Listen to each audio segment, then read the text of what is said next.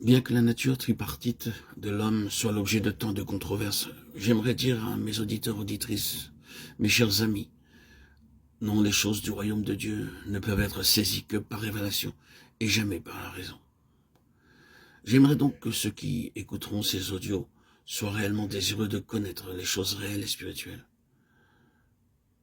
Je demande donc à chacun d'avoir le cœur bien ouvert à l'esprit de vérité, afin qu'il puisse employer ces messages, ces enseignements, pour un élargissement spirituel. Ces messages sont publiés avec la prière fervente de l'apôtre. Que le Dieu de notre Seigneur Jésus-Christ, le Père de gloire, vous accorde un esprit de sagesse et de révélation, qui vous apprenne à le connaître et qu'il illumine les yeux de votre cœur. Éphésiens 1,17. Quand je contemple les cieux, œuvre de tes mains, la lune et les étoiles que tu y as placées, je dis, qu'est-ce que l'homme pour que tu te souviennes de lui, et le Fils de l'homme pour que tu prennes garde à lui. Tu l'as créé, à peine inférieur à un Dieu. Tu l'as couronné de gloire et de magnificence. Tu lui as donné l'empire sur les œuvres de tes mains. Tu as mis toutes choses sous ses pieds. Psaume 8, 4, 7. En effet, ce n'est pas à des anges qu'il a soumis le monde à venir dont nous parlons, mais quelqu'un a rendu quelque part ce témoignage. Qu'est-ce que l'homme pour que tu te souviennes de lui, ou le Fils de l'homme pour que tu en prennes soin? Tu l'as fait pour un peu de temps inférieur aux anges. Tu l'as couronné de gloire et d'honneur. Tu as mis toutes choses sous ses pieds. En lui soumettant ainsi toutes choses, Dieu n'a rien laissé qui ne lui fût soumis. Cependant, nous ne voyons pas encore que toutes choses lui soient soumises. Hébreux 2, 5, 8.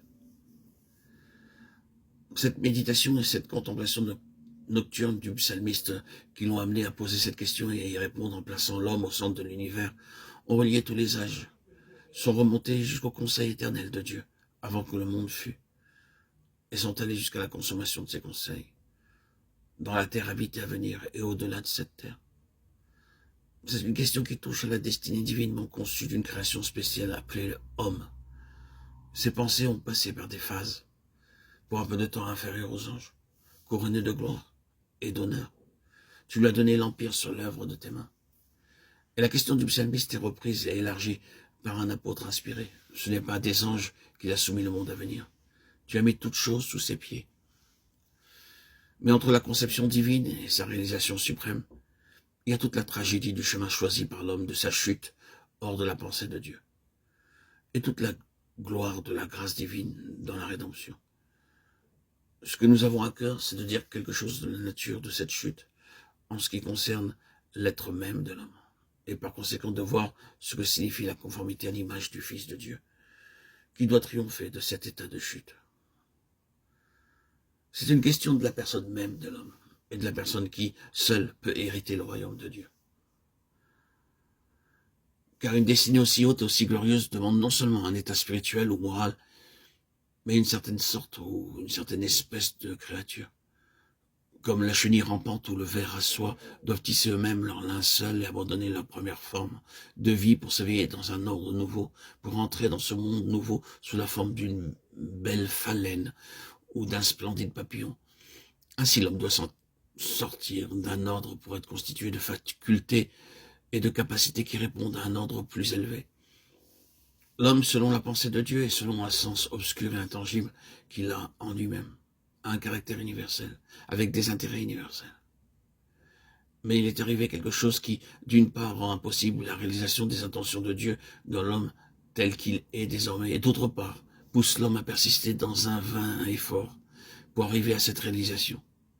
Cette terrible contradiction des choses au centre de l'univers est la raison d'une nouvelle intervention de la part de Dieu en la personne de son Fils.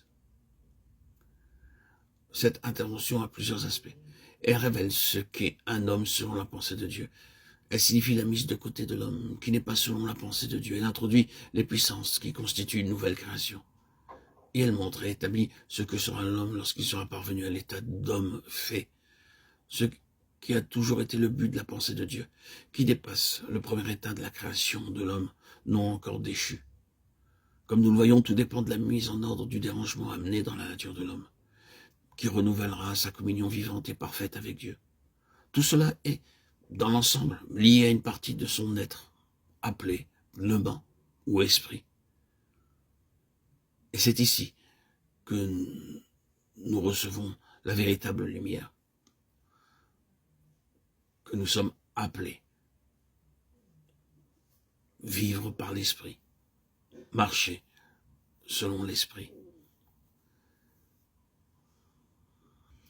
Il y a une différence essentielle et fondamentale entre la nouvelle création et l'ancienne création.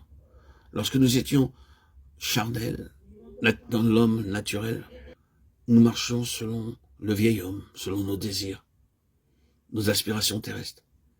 Et lorsque nous sommes entrés par notre nouvelle naissance et avons connu cette nouvelle création, nous marchons selon l'esprit.